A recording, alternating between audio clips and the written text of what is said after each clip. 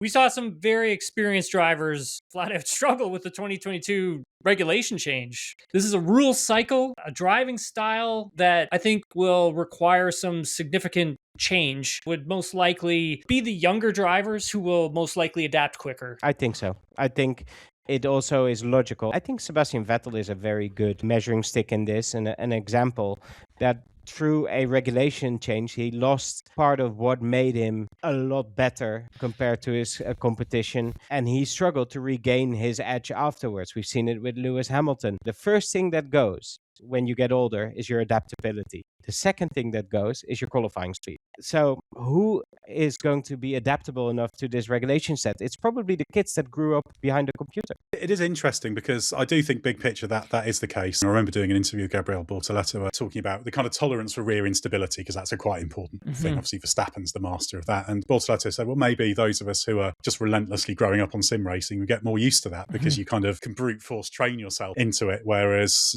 if you do the way you may have learned to be a racing driver 30 years ago or whatever, it would be different.